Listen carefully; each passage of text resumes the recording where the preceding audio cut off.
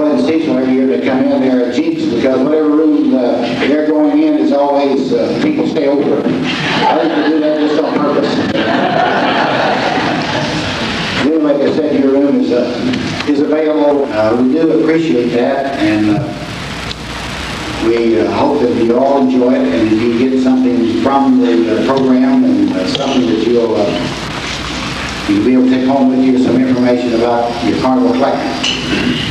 Then the special program that we will be having Saturday evening, the Whitlers will be giving us a talk on something at the banquet on Saturday evening. So I think that he has kind of asked some people if he can mention their name, and several of them said they were going to check out on Saturday morning. So we do hope that we are ready now, and we would like to again thank Dick and Jennie Hostetler for bringing their Millersburg collection for us to present to us and to display and to present us a program here. So Dick and Jennie, thank you very much, and we'll turn the program over to you.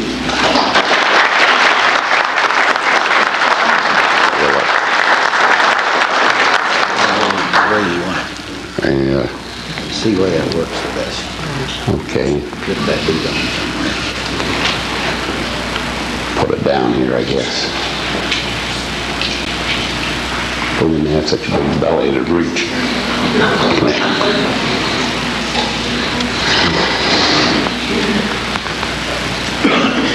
Well, I'm not sure what I'm doing here.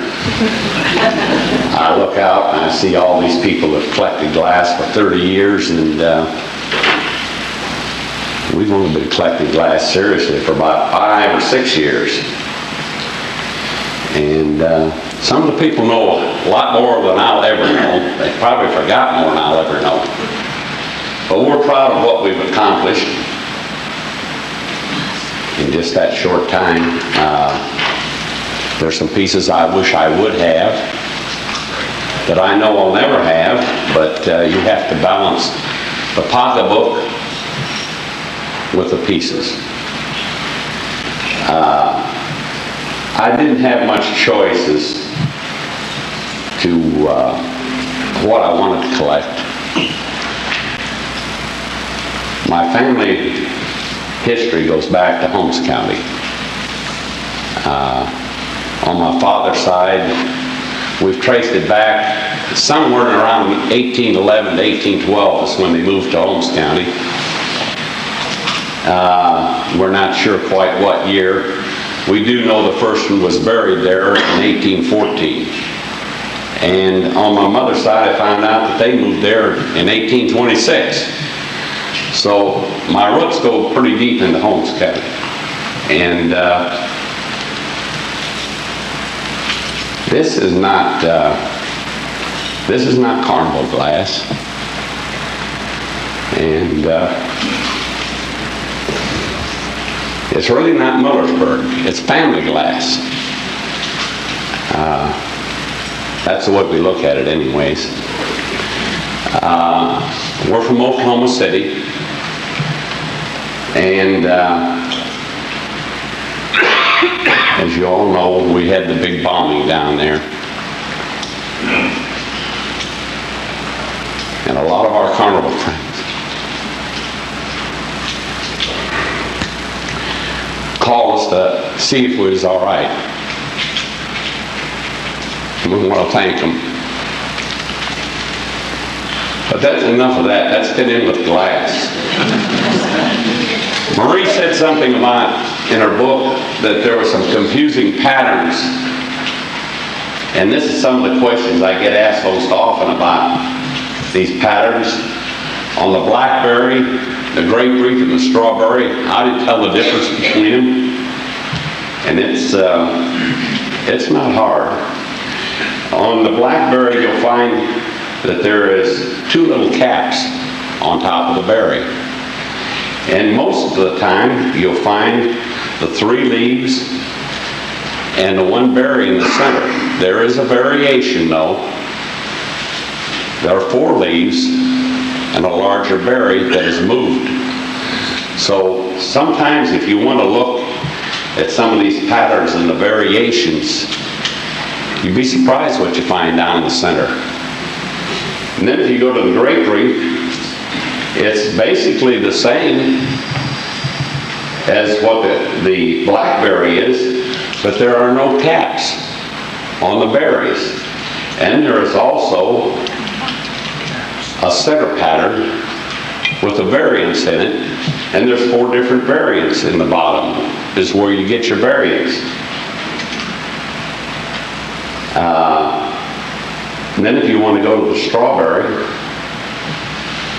and I'm afraid somebody's going to come up with a variant for the bottom of the strawberry someday, but so far there's just the jeweler's dot in the bottom.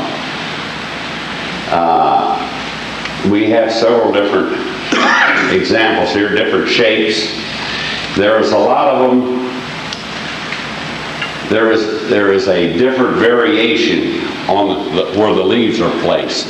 Especially, I haven't noticed it so much in the blackberry, but in the grapefruit and the strawberry, on most of your leaves are above the vine. But on the grapefruit and strawberry, every so often, you'll find one that comes down and covers the vine. I can see why Millersburg went broke behind molds.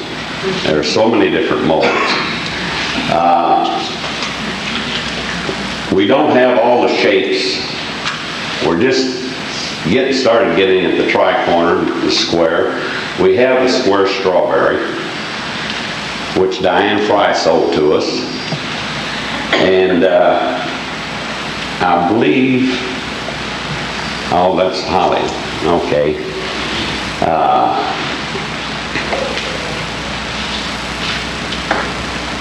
Let's see what we got next. We've got some of this a little bit rearranged. Okay. Then we go to the whirling leaves. The tri-cornered whirling leaves there, I just bought while we was up here. I didn't have that one. And then we go to the primrose, which is one of the more common patterns. In fact, there's several of them for sale here that we found. And then the nesting swan in amethyst and green. And then we go to many stars. That one I was fortunate enough to buy. I bought it from John Resnick, and he told me that he was acting for Connie Moore. So that come out of Don's collection, I guess, or Connie's collection. I've been looking for one for quite a while till I finally found that one. And then we have the seaweed up there in the ruffle. The ice cream shape is somewhat rare, and if I remember right, Swede's going to have one in his auction in Dallas this summer. Is that right, Swede? Don't see Swede. Huh? Swede's not back. Okay. And that. Also, what I'm thinking about, in the many stars, there's an old boy from Tyler, Texas down there.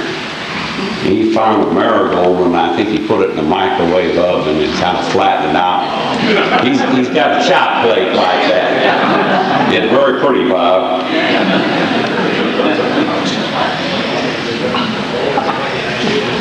The next piece is the vintage. I have seen several vintages, but I've never seen one for sale. I've always wanted one, and after we left the American this summer, we took a trip back home to Millersburg.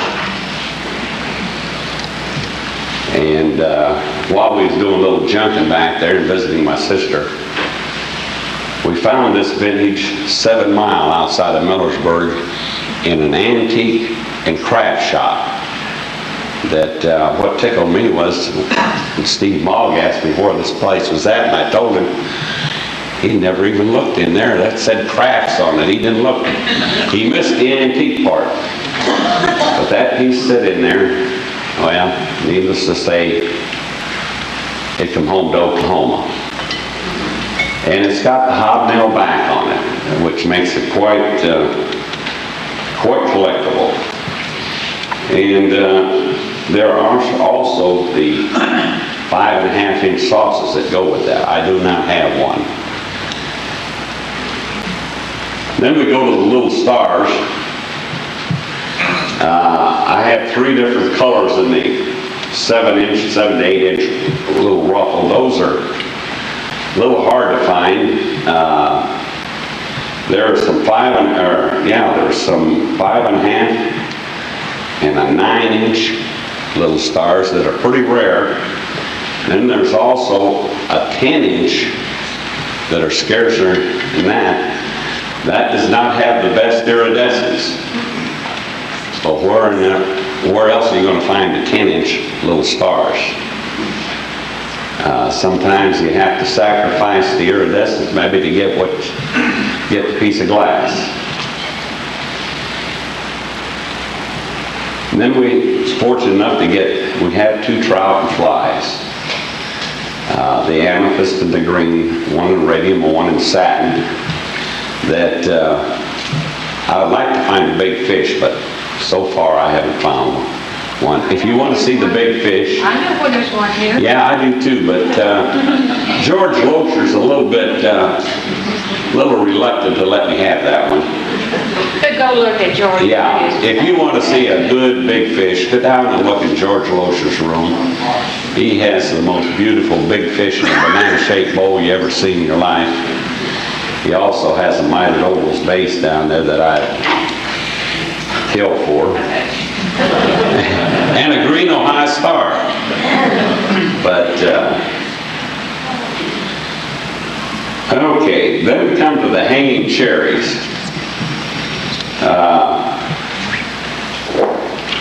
You can find that in a hobnail back, or which we have an amethyst hobnail back. Then we have the 3-in-1 edge and the marigold ice cream shape. That's just an awful hard pattern to beat. It's just so pretty, and especially the one with the 3-in-1 edge. That's real outstanding to me.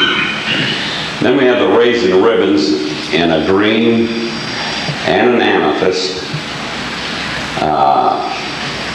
If you look at some of the blue iridescence on the green one, it makes them outstanding. And then we have 2 zigzags. One zigzag I bought at Wichita 4 or 5 years ago, and I just picked up the amethyst radium in Texas last October, or no, last November. We found that down there. And then the Rosalind. We have the green satin ruffle, and then we have the amethyst and radium. That's a well-traveled piece of glass. Sometimes we wonder where some of this glass has been. The first owner I know of is Bruce Hill, and the second owner was John Britt. The third owner was Bruce Hill. Now it's reached the end of the rope. That's where it's going to stay. To me, that's one of the most beautiful pieces there is. Then we have the boutonniere compote. It's back over here. We had to rearrange some of this glass. Didn't get it quite in the order we wanted. And the peacock tail variants in green and amethyst. And then we've got the leaf of little flower. This is the part.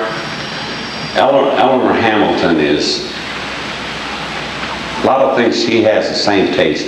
We collect little plates, so does Eleanor. Sometimes our tastes run together and we have to see who's going to win. I know who's going to win. There was an article in one of the club papers here the other week. Don't quite remember. Somebody said something about they was wondering why somebody gets up and goes to the door of the back of the room when they bid on things. Well, number one, I want to see who I'm bidding against. And if it's Eleanor, I know I might as well quit.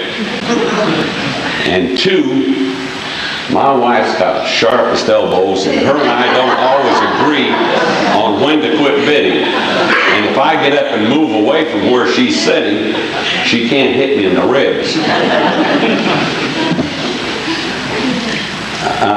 But the leaf and little flowers, where's the leaf and little flowers? They're down there.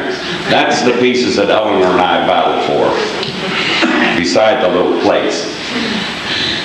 And here you can't see this. This is the cosmos, and that seems to be the only thing you ever see it in. In fact, I didn't know until I read Marie's book that there was anything besides the little ice cream shaped cosmos.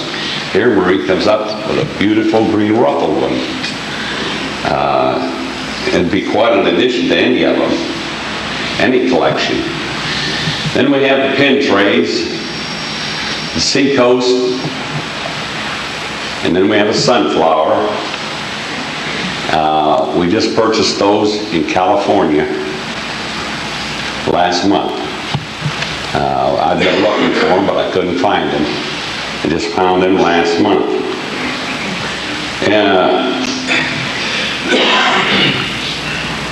It's interesting to find out that the wholesale price on pin trays from Millersburg was $1.20 a dozen back in 1911. Let's see, there was a green seacoast sold here at Bird's auction for $860 here the other day. So they went up in price just a little bit. And then we have the hobnail swirl rose bowls. Have that green and amethyst. And a fleur-de-lis, which is a beautiful pattern. We have it both in the pedestal base, which one of them, the marigold, we have turned upside down so you can see the base. Then we have the satin amethyst, and then we have a radium collar base. Those are some of my favorites. And then we have the Mayan bowl. And for a long time, I'd never seen it. And all of a sudden, here one shows up. We found one on the way to the International one year. Since then, I've seen 2 or 3 more. And it's funny just how things turn up and in groups. The Diamonds water pitcher. I'd hate to tell some tumbler collectors this, but a lot of people didn't like Millersburg, and this is back home. When I was a little boy, my dad take me out, taught me to shoot the rifle. Well, I couldn't hold it up and take good aim. I wasn't big enough, so he'd lay it across the shoulders. And we was down at Uncle John's one day, shooting tin cans off fence post. And Uncle John come out there and he says, "Hey, shoot at something you can see." He said, 2 Millersburg diamond green tumblers up there. He hated them. That's what we used for target practice. I wish now I hadn't, but at that time they banged pretty good. Then we have the holly sprig and the holly whorl. We kind of combine these patterns here. there are some minor differences. But I learned something not long ago that all the hollies in Millersburg I had the plain centers, the jeweler's dot in the center. So we went to the Texas Carnival Glass Club, our convention, walked in a room, and here sits a holly with the 4 feathers in that marigold shape there.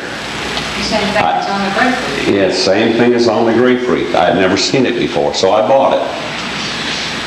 So we went out to Springs, and here he has another holly pattern out there, a holly piece in amethyst that has the multi-star center in it. So I had to buy that too. But I think it's one of the prettiest patterns. And one of the scarcest shape is this round, like an ice cream shaped deep bowl. Found it in St. Louis. I think it cost me a whole $40. And I've been offered some pretty good money for that, but I just don't want to sell it. Then we have the card trays and the bonbons. We have 2 bonbons there in the holly pattern. And then we was lucky enough to find a Night Stars bonbon, thanks to Dean and Diane Fry. I was able to purchase, that's an olive green. In fact, that's the only one I've ever seen that was for sale. Then we have the pocket compote that I bought it last year at the American. And then one of my pride and joys is a 2-eyed elk, ice cream shape. Compliments of Bruce Hill. Thank you, Bruce.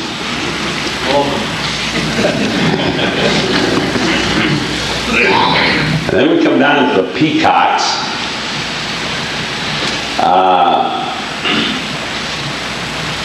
We have several examples of peacocks. The marigold flared peacock was the first one I bought, and that come out of a collection out of Enid, Oklahoma. And the Enid oil man had that, and it was put into, after he died, it was put into receivership, and they was having some trouble with the estate in 1971, and it was kept packed until 1991 when the court ordered all of that stuff sold, and it come out. I was lucky enough to get that piece in the green strawberry. And then I was lucky enough to find the amethyst flared peacock, and I don't know if I should, yeah, and then we have the little sauce in the flared in the peacock. I don't know whether to thank Todd or chew at him, but I got the ruffled one from Todd. I had to pay him pretty good money for it, but I'll let you look at it again. Probably charge you a little bit. Then the peacock and urn in the satin. It's now the ruffled one. Sometimes you go to some places that you kind of wonder about collecting this carnival. Not very often you find an ad in the paper says they have some carnival glass for sale.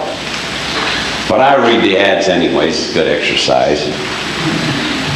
The man said he had 40 pieces of carnival glass for sale. And long distance, so through my wife I found out what exchange it was. It was in Lawton. So I called the man. I wasn't going to drive 90 miles to Lawton to buy leaf ray nappies. So I asked him, well, I don't know what I've got. He says, the lady antique dealer, she made a list. She's a friend of my wife's. This was my wife's glass, and I don't know nothing about it, but this antique dealer listed it for me and priced it for me. And I said, well, can you name me what you've got? Well, he started naming off some things that Didn't interest me, but after the third peacock he mentioned, I said, I'll be down tomorrow morning. He told me where it was, and I got there, and we almost turned around and left. I didn't know if I wanted to go in there or not. I said, I've driven 90 miles, I'm going in. So we went in and started across the living room floor, which swayed about that much and about 15 feet. And here we started digging stuff out of a box, all wrapped up in newspaper. I think we left there with this peacock, Northwood peacock and urn chop plate, green peacocks on the fence plate, a aqua 2 flowers ball-footed bowl. It was worth the 90-mile trip, I'll tell you. And there's only one light, a bare-legged bow, hanging out down from the ceiling.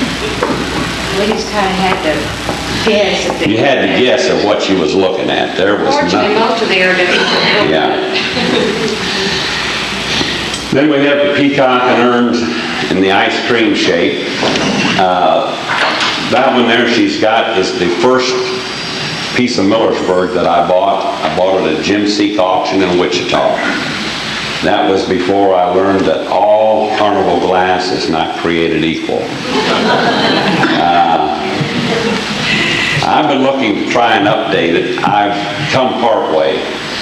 This is the next one we bought. And I'm still not real happy. I'm still looking. But we're working on it. Then we have the mystery bowls. There's an amethyst and a green one. And that we've been able to purchase. There's also a shotgun and a peacock shotgun sauce, which is very similar to the Whimsy Proof, only this has 2 legs. We won't say which is the scarcest or anything like that. I believe the marigold is the hardest one to find in that, if I'm not mistaken. The Whimsy, or the shotgun, if somebody's got a peacock shotgun that they're wanting to sell, I'm looking. I've been looking for quite a while, but I haven't found it yet. And then the peacock and urn variants, and there are several variations of them. And then we have the back patterns that are on a lot of these bowls. Cactus is on the raisin ribbons. Country kitchens on the fleur-de-lis, and the diamond and fan on nesting swan. Fine cut and heart on the primrose. Mayflower on the grape leaves. That brings me another touchy subject. I found the most beautiful, gorgeous grape leaves you'd ever seen. Green with blue iridescence. I'm not much of a salesman because I sure couldn't talk him out of it. But he knows if he ever wants to sell it, there's somebody looking for it. And then there's near cut on the holly whorler sprig, potpourri on the poppy compote, trefoil on the fine cut on the Bernheimer's Brothers and the Many Stars. That to me is one of the prettiest back patterns that there is. And there's also a marigold chop plate with just that piece on the back pattern. And the hobnails can be found on the vintage and some of the hanging cherries. And plain backs on the zigzag and some of the hanging cherries. Here's a bullseye and loop, a vase that you don't see too often. The first one I seen was about 16 inches tall and green, and it was stretched to the point that you couldn't make out what the pattern was. We fought with that thing for an hour and a half, 2 hours with the books, trying to figure out what pattern it was, and we finally come to the conclusion it was the bullseye and loop pattern, and they wouldn't sell it. The next one I seen 3 small ones like this and 3 tall ones that one man had in a display. I said, man, it's a shame. One man's got 6 of these and I haven't got any. And he didn't faze him a bit. He wouldn't part with them. But I finally did find one, courtesy of Steve Mogg this summer. And then we have the Ohio Star vase, which is in amethyst and also one in crystal. I guess I have to tell you a little story about it. Mom's uncle had some stock in Millersburg. And he was an old farmer. And if any of you have been around Millersburg and driven around, I can tell you where he lived. As you go between Millersburg and Berlin, you go up the hill and you make a turn south and go about 3/4 of a mile, and you turn back and go east. And there's like a correction line there. And the first crossroads you come to, if you turn north, he had the farm on the northwest corner. In fact, his grandson still owns the farm. Well, he didn't take kindly to Millersburg closing the plant and him losing money. So he went down with horses and wagons and loaded up barrels of glass.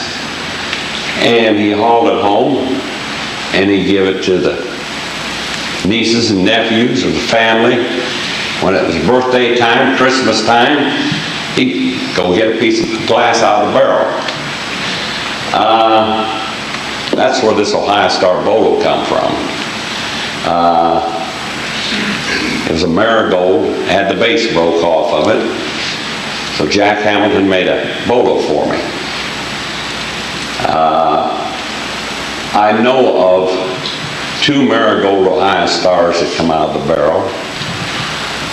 I know of 4 amethysts that come out of the barrel. 2 marigold rose columns that come out of the barrels. And there's several other pieces that sometime if I have time and get back there, I would like to catalog everything that come out of those barrels that have never been sold. When he went and got them, they've been in the family, and they're in the family ever since.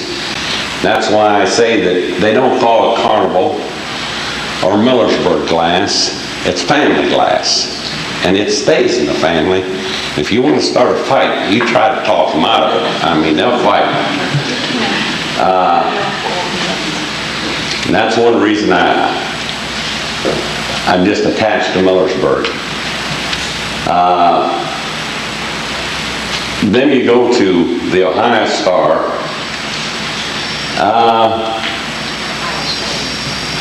the courthouse. There's only a few people around. I think there's a lady here sitting here, her husband could say, maybe, was he born there? His birth certificate's in that courthouse. My mother's birth certificate's in that courthouse. Mom and Dad's marriage license, and about 30 cousins that I know of. Their birth certificates are all in that courthouse. And first one I bought was the ruffled one at the top. And about 3 weeks ago, I found the amethyst one there in Oklahoma City. And the lady finally felt sorry for me and let me have it. And I have 2 of them. And then we come to the last vase, tulip scroll. Huh? Oh, okay, we'll do that first.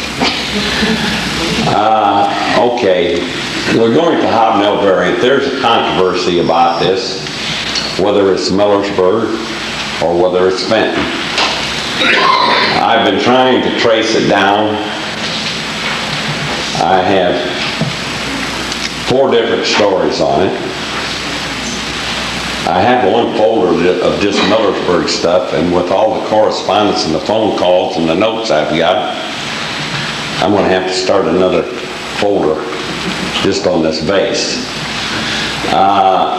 From what I can understand, I would say 75% of the people think it's Millersburg and 25% don't. I'm not going to say one way or the other. There they are. There's an amethyst, a green, a blue, and a white one. They say Millersburg didn't make any white. This is courtesy of Dave Dowdy. Found this in Wichita. It's not mine. She won't sell it to me. But if you remember in Dave's calendar, he had a picture of a marigold Ohio star plate turned up, sides, 3-sided turned up. Here is the Hob star and feather in white that's turned up. And if you want to pass it around and look at it. So I'm not going to say if Millersburg made white on that vase, or it's Fenton's, or whose it is. Everybody be their own judge.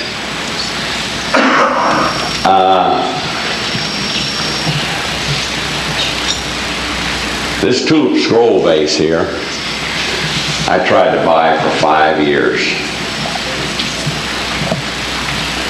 And I said that this stuff is not for sale.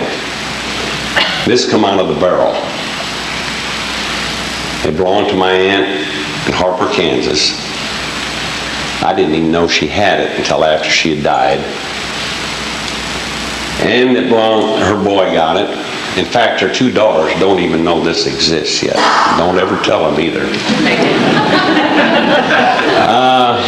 Her boy got it, and he had one son, Steve.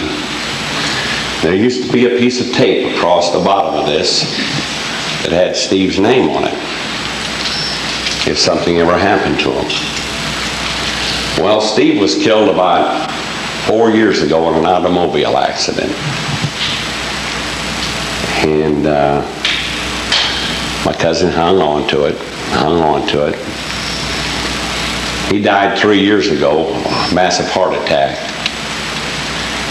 So his wife hung on to it. She had moved several times, and I told her, I'm going to kill her if she ever nicks this vase. To be careful. She wrapped it up and put it in a shoe box. Would not put it in another box. He hand carried it from place to place.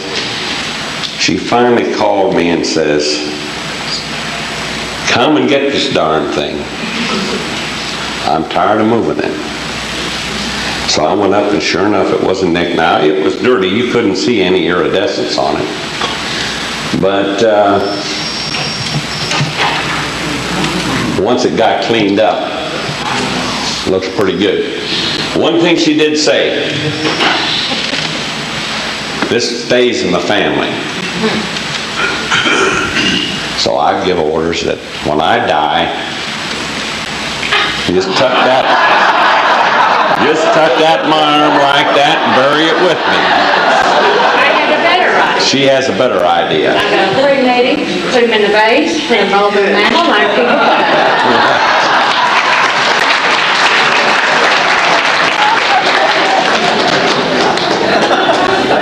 The only one other thing I need to say, you're not going to see extreme rarities here. I'm proud of what we've collected.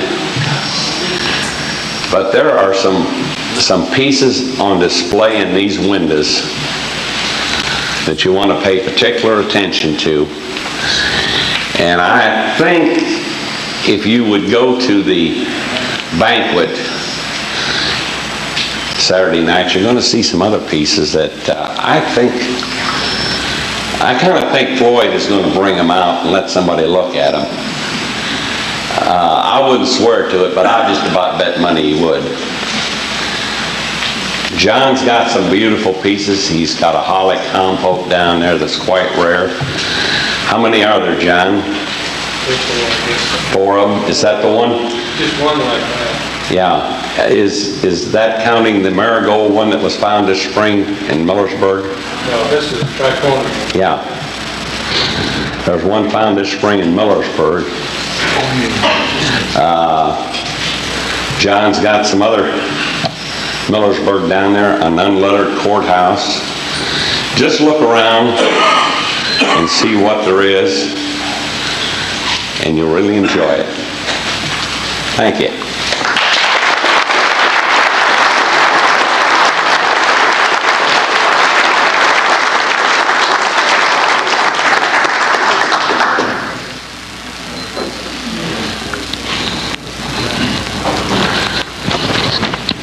Thank you, Dick and Jenny, for that presentation.